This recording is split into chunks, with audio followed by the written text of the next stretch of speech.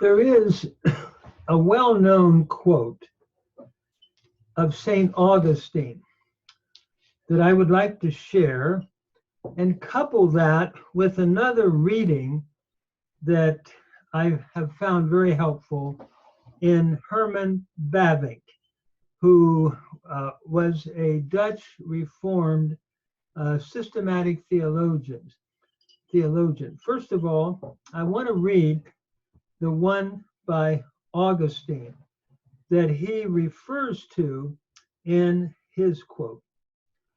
It says, "Quia fecisti nos ad te, et in quietum est cor nostrum, donec requiescat in te." That is, you have created us for yourself, and our heart is restless until it rests in you. This is a quote from page 3 of the book St. Augustine's Confession, volume 1, which was in the translated, it's in a 2-volume set, translated from the Loeb Classical series. And so what I'd like to do now, and how true that is, our hearts are restless, Augustine said, until it finds rest in the Lord. And I believe that is true. People, though, may not always want to find that rest in the Lord, but he created us for himself. And until we rest in him, we do have restlessness. And I think one author that I appreciate that expresses that, as I said, is Herman Bavinck. I'm quoting from him on page 22 of his work on Our Reasonable Faith, which was translated from the Dutch by Henry Zijlstra. It reads as follows: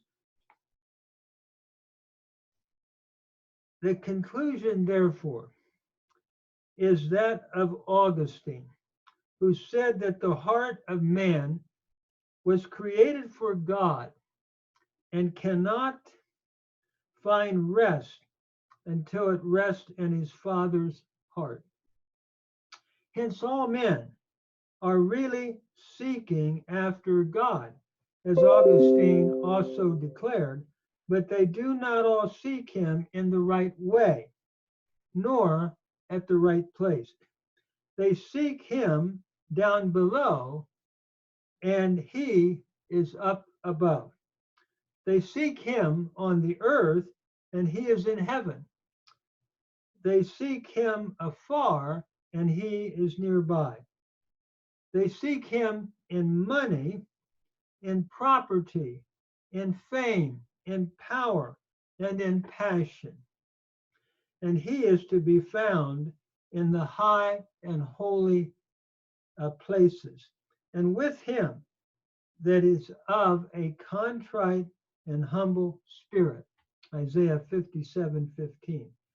"But they do seek him, if happily they might feel after him and find him." Acts 17:27. They seek him, and at the same time they flee him. They have no interest in a knowledge of his ways, and yet they cannot do without him. They feel themselves attracted to God and at the same time repelled by him. In this, as Pascal, another philosopher, said, so profoundly pointed out, consists the greatness and miserableness of man. He longs for truth and is false by nature. He yearns for rest and throws himself from one diversion upon another. He pants for a permanent and eternal bliss and seizes on the pleasures of a moment. He seeks for God and loses himself in the creature. He is born son of the house and feeds on the husk of the swine in a strange land.